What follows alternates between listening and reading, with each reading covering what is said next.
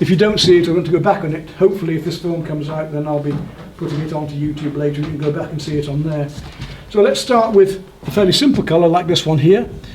We'll mix it up in the palette straight away. Well, it looks like a yellow ochre with a bit of green there, doesn't it? So a little bit of water, not too much, just enough to get it flowing. I've already dampened the sponge. That's not a dry sponge.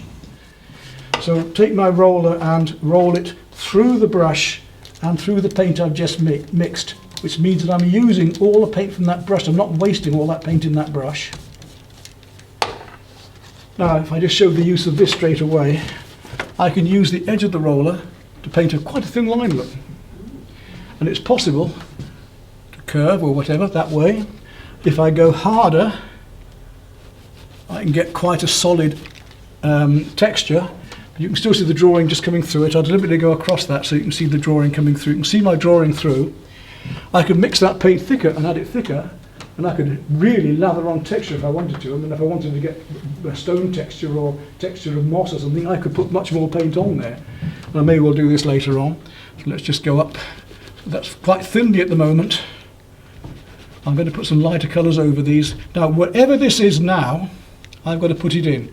So wherever I can see this, and this will give me a lovely coherence. It'll pull everything together, one colour coming into another.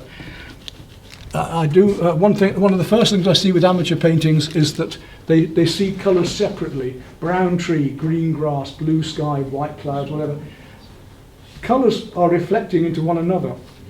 I've got a yellow light here. That yellow light's reflecting over all of those colours.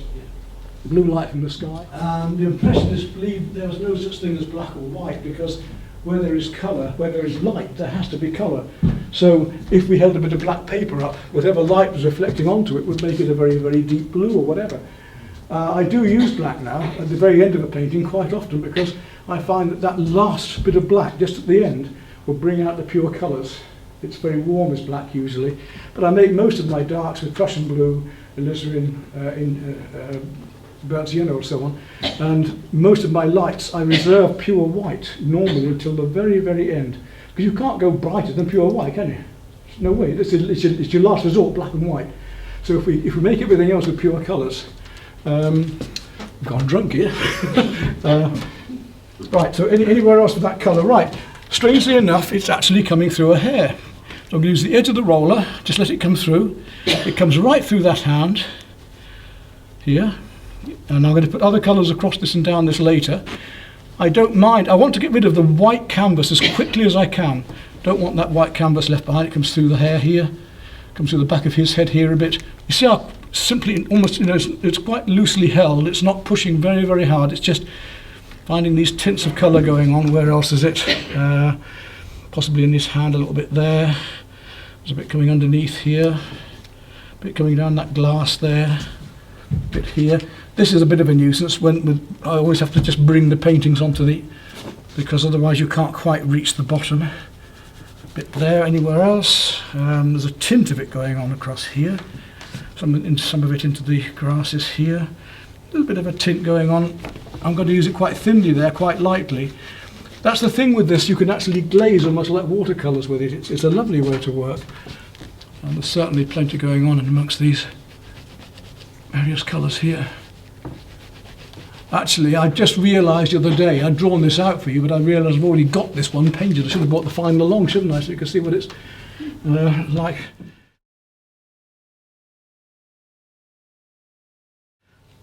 Anywhere else? A bit more down there. Wherever you see it just sort of glowing through, it's on the roller, it's on the brush, then use it.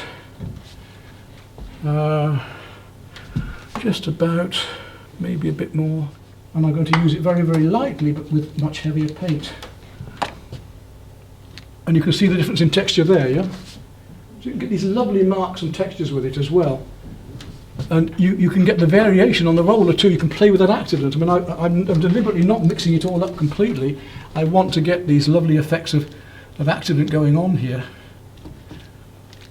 You think he's mad, what's he doing? But hopefully it'll all come out in the end. Right, where is that colour otherwise? It's down here, thinner here. Put that down there a bit again before I lose it. A bit thinner here. It's almost like painting by numbers in a way. Now, I do this with brushes. I mean, if I was going to be working on this without the roller, then I'd be using my flats now, and probably something about ½ inch like this.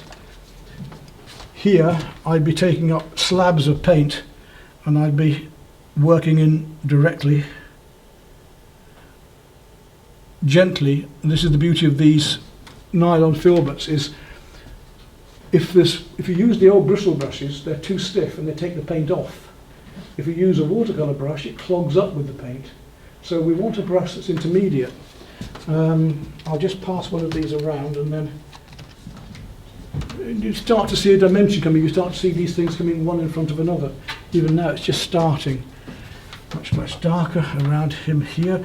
Don't worry if you come across things slightly. You don't want a halo around things, so paint slightly over your lines, otherwise you're going to get a white halo, aren't you? Just want to lose this as quickly as I can. Want to lose this white canvas.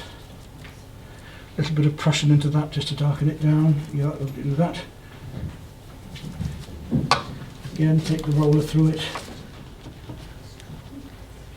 So it's going to disappear gradually into sort of mistiness, one thing into another. But as I continue, the shapes will gradually be pulled out one to another as well. But if we were talking about figure painting, it doesn't matter what you're painting, whether it's a horse, a dog, whatever. If you treat everything in this way, then the jigsaw pieces will just fit together and your figures are going to just appear, as we're going to see with this. Now I know it's all white here, but I want to have some of this background just glowing through in a minute when I put the white on, so I'm just going to mix a couple of other colours onto this. So I say when it comes to break time, I won't stop, I'm just going to carry on through, so otherwise I shan't get enough done. Things like these wine glasses, when I just start to pick them out later, they'll just suddenly appear. I haven't got to worry about anything in particular. As long as I can get these jigsaw pieces in the right places, it should gradually start to look like what we're after. And as always, if you're using a brush or anything, try and make the marks about what you're touching, because when I'm touching the canvas, my eyes are touching the surface of the image, coming through my eyes and back down through my fingers, through the brush or the roller. And I'm aware of every mark I make as being about what I'm doing, especially with a brush, even more so. Let's have those darks in now. So I'm just starting to work down towards the darks now for my midtones.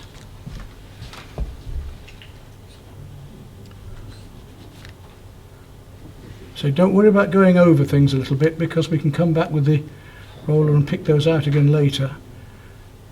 Just make sure that you're covering everything. Giving away all the trade secrets. Somebody said that on YouTube a while ago. It's very generous of you to share all these, because so many artists are very jealous, aren't they? They don't want to share what they've got if it's working it.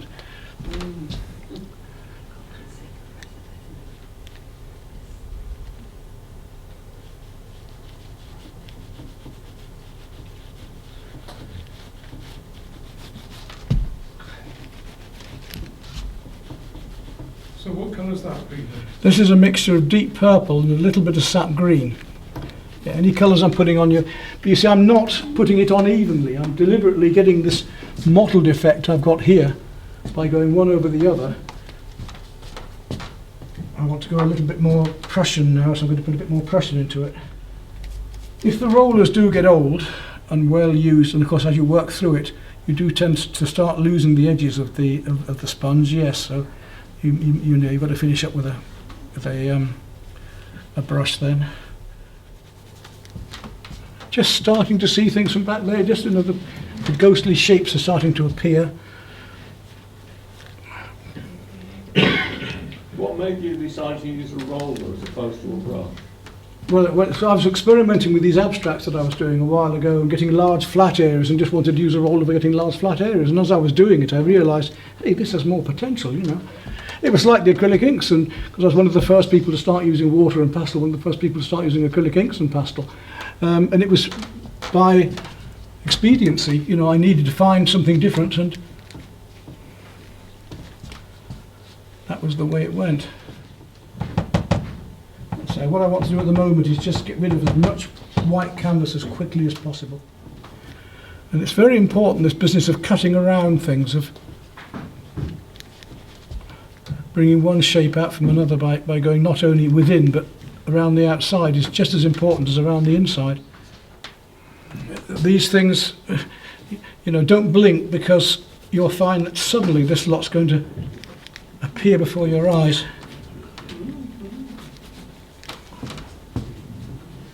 Right, I want to do some yellow now, so I'm going to wash the roller out. And the most important thing with that is to make sure you dry the roller afterwards. There are different colour hues of yellow. We've got lemon yellow or process yellow going on up here, lemon yellow there, process yellow there. We've got cadmium yellow and cadmium orange going on down here. Even a little touch into a wee bit of alizarin or a magenta into that as well. So let's, I'll start with the lightest one. I'll start with a process yellow. If I can find a clean bit of palette. Normally, actually, I have a little one of those paint mixing trays, you know, the ones that come up at an angle for the rollers, the professional ones. They're quite good and they work for this, but tonight I'm just going to get away with. Wow, colour. So this is a cool yellow, then this is the process. It's not as, if I wanted to make it cooler, I would add some more white to make it more of a lemon. It's fun. Somebody said on one of my films the other day, you know, you're having such fun, or I'm having so much fun, I feel so guilty. I said, well, that's what it's about. Don't feel guilty, but enjoy it. What I say?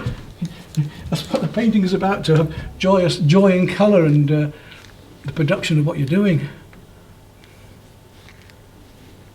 So don't worry about going over the edges at this stage too much, because we're going to be able to come back.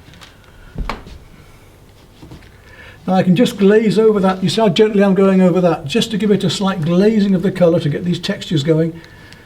Now this is your broken colour. This is the impressionist technique of broken colour, where you've got one colour showing through another. So for instance, if I wanted orange, I would normally, for an impressionist painting, paint red and yellow strokes so that the eye is full from a distance. But here I'm actually able to let one colour come through another. So that was chrome yellow, now some cadmium orange. Lovely and loose, keep loose, start as loose and gradually tighten up. Don't tighten too soon. Don't get involved with detail at this stage, just these basic shapes. Use your finger if you want. You can use the sponge to actually rub as well, so I'm rolling with it, but I can just as easily come in and rub across with the sponge like this to give a different effect, or even draw slightly with it. So don't stick with the boxes, come out of the boxes. If you want to use a sponge in a different way, if it works. If it works, do it. Back you go.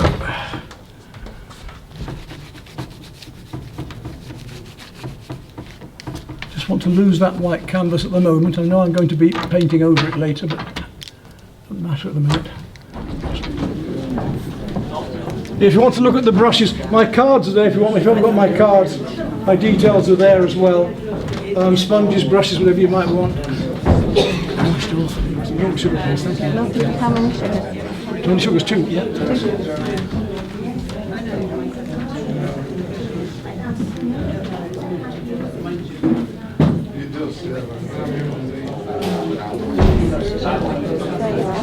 Thank you, that's very kind.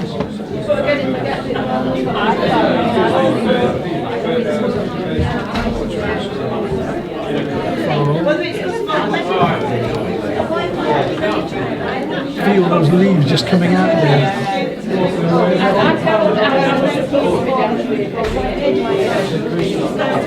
This is the beauty of heavy body. It's like oil paint. Yeah, with it.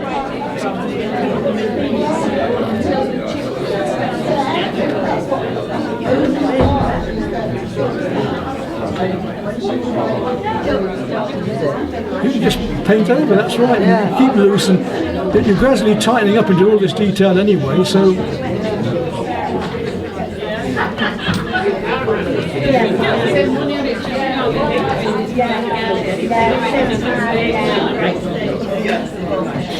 Yeah.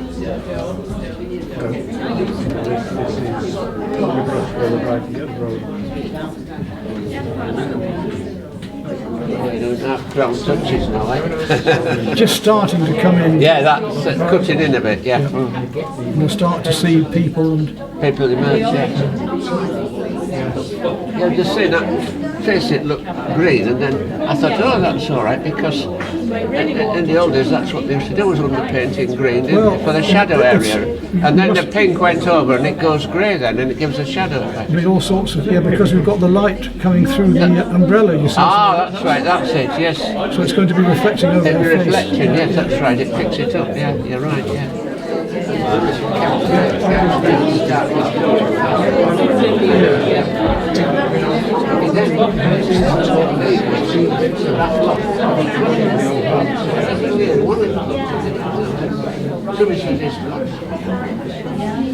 It was a real good look. I think it's a technical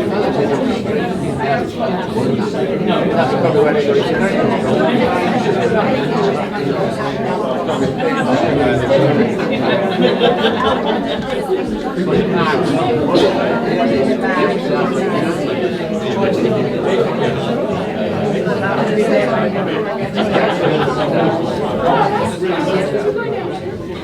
So what stage are you at now?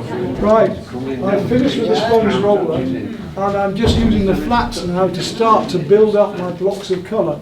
So I went in with the white and used the sponge roller for the white, but then I want to get the difference in the texture of the paint. So over that white again, I went in with the flats and started slabbing in. This is the beauty of the heavy body, it's like oils. You could equally go in with a painting knife, couldn't you? And just, I mean, I've done umbrellas like that before, we've really slabbed across the paint on here. I mean, for instance, if I take this flat now, and let's do a little bit of slabbing just to show you what I mean. So dry brush, no water in the paint at all, just really enjoy the paint for the quality it is. You can see how you can really slab it on, look, with this heavy body, and you can go directionally with it. But that against the texture of the sponge roller is fun, isn't it? So then I could build the leaves up in the same way. I could start on these leaves. I've got the texture back there for the leaves. If I want to come back into that now, I can start to bring out these leaves by using the tip of the brush and putting the lighter coloured leaves on top and the darker in between. I can start to bring out now the textures of these leaves with the brush, coming out to the darker. Light against dark, rough against smooth, warm against cool. And that's what we're playing all of the time. So if I bring some of these darker leaves out now against this, against the light there, we get the effect of the tree coming out. Quite effective, yeah?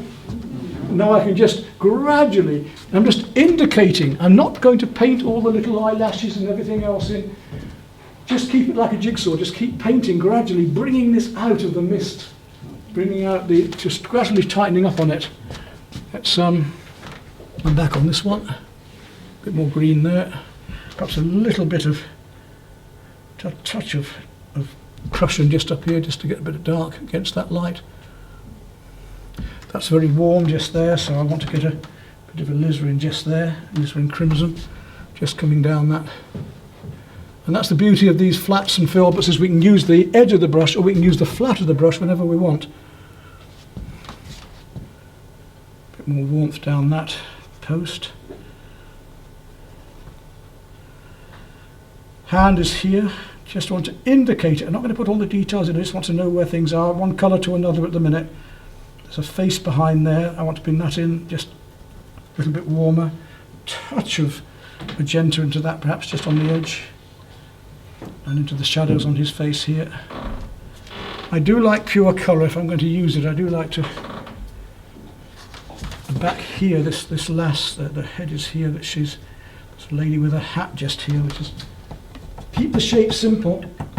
Just one right mark is better than half a dozen wrong ones. That's for sure. So let's just take some of this luscious sweetie pink here and just slab her in behind. Don't always paint along things, paint across things. Often people are doing that with arms, they paint along the arm, and it's better to paint across. Just a few strokes, keep them simple.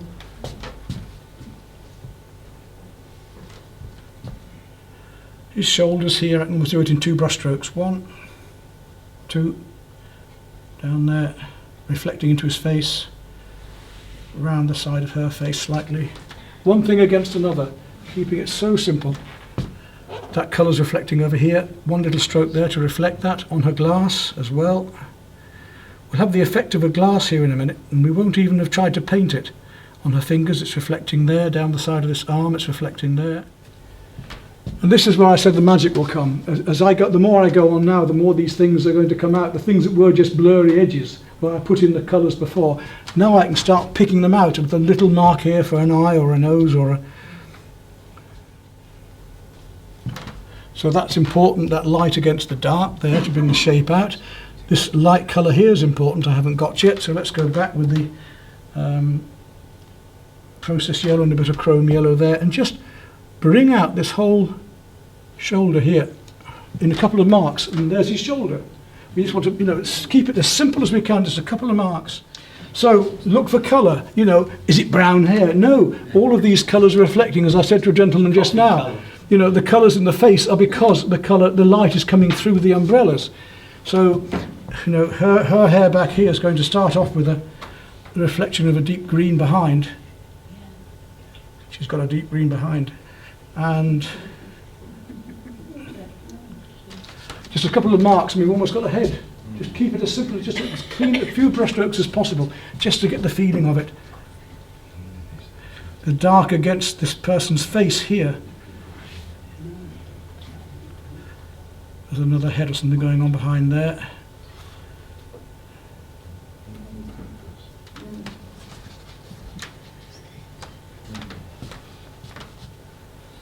And how one colour can bring another out. If we're painting a fluorescent colour, we don't use fluorescent paint. We'll use the colour circle. So if you want to really be constable with it, you notice nearly all the constable landscapes have a little red figure somewhere. Why? Because the red is the opposite to the green, and it brings the greens out the other way around. So if you wanted a really bright fluorescent orange jacket in a beach scene, if you take those colours down towards the greens of the orange or the purples, the yellow, same with yellow. If I'm painting a really bright summer's day on the beach, midday, then I'm going to be using purple shadows and yellow opposites. And if it's a duller day, I'll be using closer colour, so I might be using burnt sienna and raw sienna or yellow ochre. They're much closer together in the tones. So all of these things, we're not going to bamboozle you with technical things, but just, you need to be aware of these things, certainly. And I'm going to indicate the glasses and things, gradually picking them out more and more. Don't need them at this stage, just an indication of them, and as long as I get the right colours in right places, all of this stuff should start coming together in a minute. Now it's much warmer down there, so I'm going to want some alizarin down there. And I'm going to try a little bit of burnt sienna there as well. Just a bit warmer still. But of course if you put one colour somewhere, then you've got to start balancing it out elsewhere. And I'm not trying to be exact, I'm just blocking in these shapes, one shape to another gradually. Those leaves come up there, so I'll make the marks about the leaves coming out of the bush there. Get the feeling of that. There's a plate there, comes under his arm there, it comes down here into the glass. Reflections of the glass going down here, stopping there. A little bit more bluer green. Yes, I reckon a little bit of deep turquoise down here. It's a lovely colour. Look at that lovely deep turquoise. Lovely colours, turquoise. And that wants to be in here a bit too. It's cooler. Make the warm seem warmer. You talk to yourself. Music I have on. I do paint with music a lot, yeah.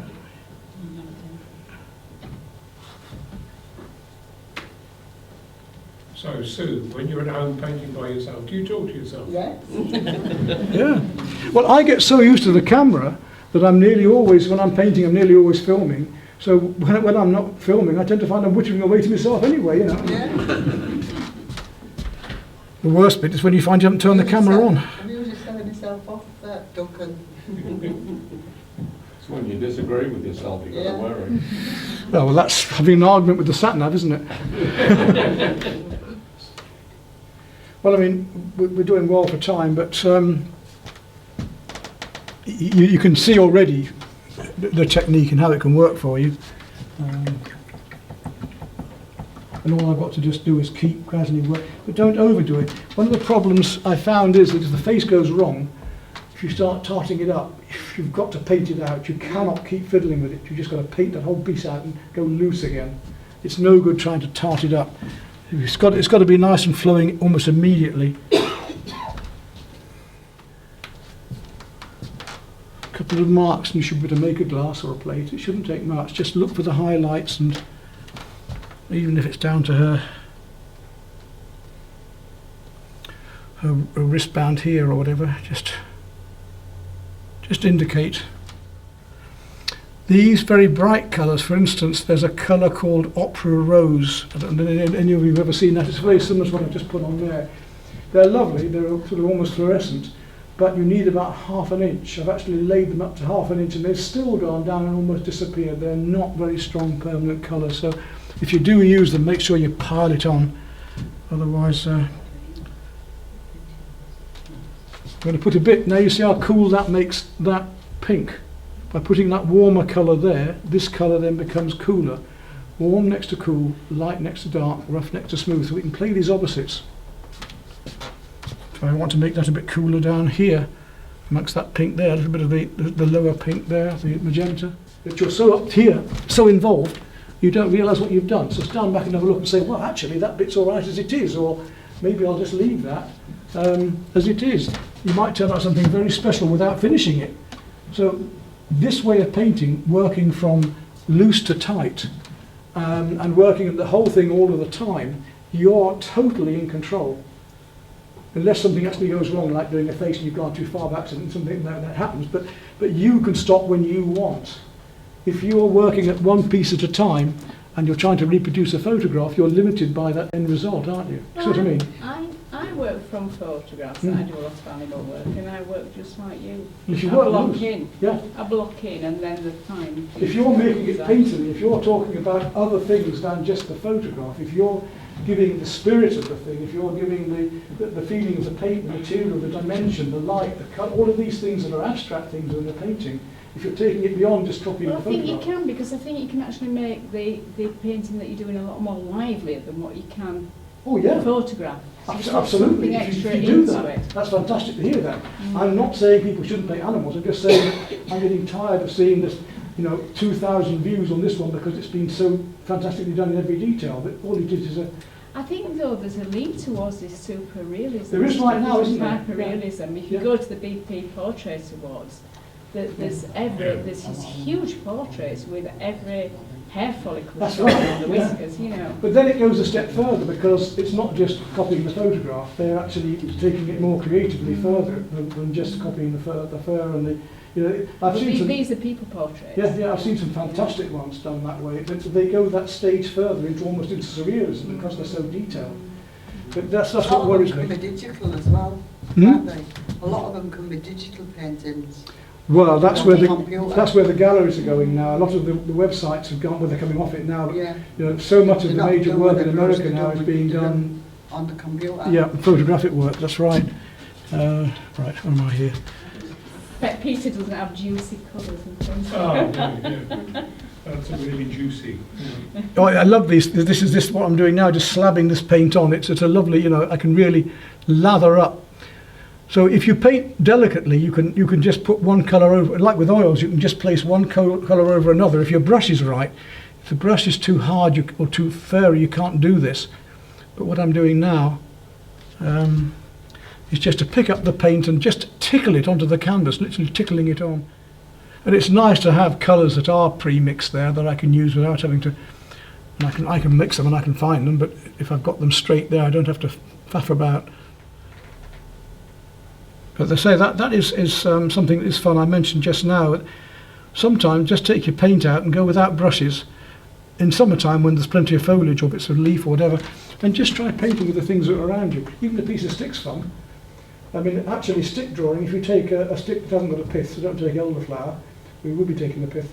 Use something without anything in the middle and sharpen it up. A piece of dowel rod's nice, or an old paintbrush, but Indian ink and just a nice piece of stick, and you can sharpen the stick to any thickness you want, and you can get a line a yard long just by dipping it in.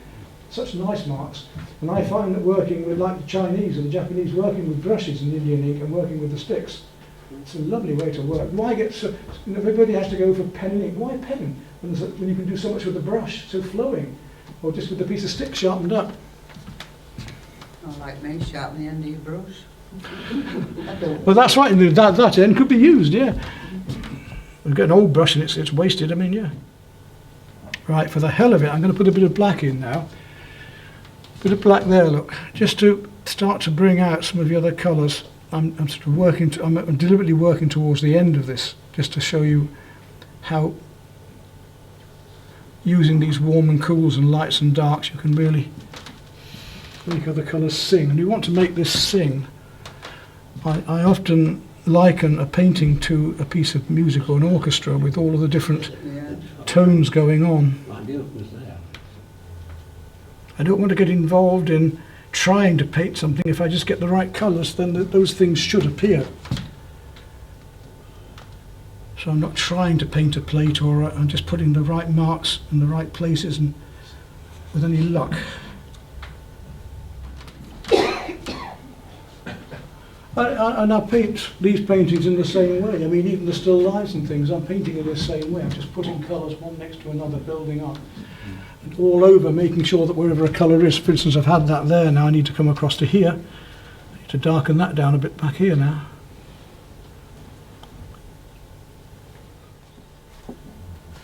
So we finish at 9, don't we? And hopefully, you can see why we didn't want to do the great big one, because I wouldn't have been able to get to this stage quite. Could you say again, please, what you put in your trays before you put your paint on? Quite, the stay wet palette, yeah, it's just 2 layers of ordinary kitchen paper towel. And then, if you don't want it to go furry, say for instance you want to use one as a palette as well, but I just use tins or plates, then you must put in a piece of greaseproof or tracing paper, because when you're mixing it, it'll go all furry, won't it? Yes. But just the paper towel is fine for just the acrylics. Ooh, it's good fun. Do you wet the Oh yeah, just have to soak the paper. Don't make it too wet, because if it's flooding, then the paints, and then the worst thing is you take them out in the car and the vibration, and I've come to do a demo before, and the whole lot's just gone, and I'm having to pull it apart.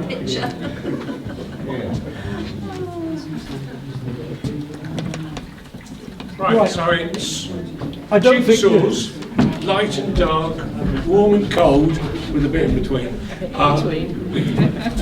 Warm and cold, rough and rough and smooth. smooth. Yeah. Colour hues. Colour the warm and hues. cool. The opposites in the colour circle. The which goes with the warm and the cool, obviously. and a good drawing to start with. Yeah, have a reasonable drawing to start with, because if you don't, as I say, you'll find that if you're going to paint very, very loosely, then you'll make worse than better. And work all over, which gives you the colour harmony for the whole picture. The jigsaw method, right colours, right places, right shapes, relevant one to another, that's the important thing. That, you know, if you're painting this colour here, it has to be relevant to a yellow there. Yeah. You can't just keep painting one bit. Yeah. Related all together. Absolutely, you've got Yeah. it. Absolutely, yeah. Yeah. I think tonight it's all fixing your head. Absolutely. Isn't it? Not in it, then Saves you it picking it pulls up the whole and thing down together. again, doesn't it? If you pick it up, use it where you can. Absolutely. Yeah. It's a Yeah. bit like when your knees are gone. And Do I what you said that can with with your hand. watercolourists. I mean, how many watercolourists have ended up with a wishy-washy mess? They've made a glaze Well, and I made a work colour. in pastel, so you've got to keep Well, your hands with clean. So if watercolour, you've got one if you in keep your washing hand, your brush it and you should keep be going back to the everywhere. same colour, it ends up so diluted you can't do anything with it. So you need to get it on and keep it fresh. I'm using the watercolours now. I've turned to using, I know they're only students' quality, but I love these Sonnet Russian watercolours. Lovely and strong, if you know, they're not too expensive. You can get them off eBay reasonably from Russia, cheaper than over here. But they do have a lovely, strong, vibrant, if you want to paint, you know, Winsor Newtons and so on, a lovely artist quality are fine for doing very delicate work. If you want to go really strong, like some of those over there, then those are very nice paints. I hope you enjoyed that anyway, so maybe see you in the future. One more thing. if you're interested, and I'm hoping to get this going, I've been asked to do to get some courses going at the Deep in Hull. Now, for you as artists, you can apply anyway, but what we're looking at is having weeks or months there, free of charge, to hang your work, to have an area to work, and every day whatever you want to do, providing you interact with the public and so on, you can just use the facilities. And if you want to teach there, the same thing. So I'm looking at doing a workshop, a residency maybe next year myself, we're just talking it over.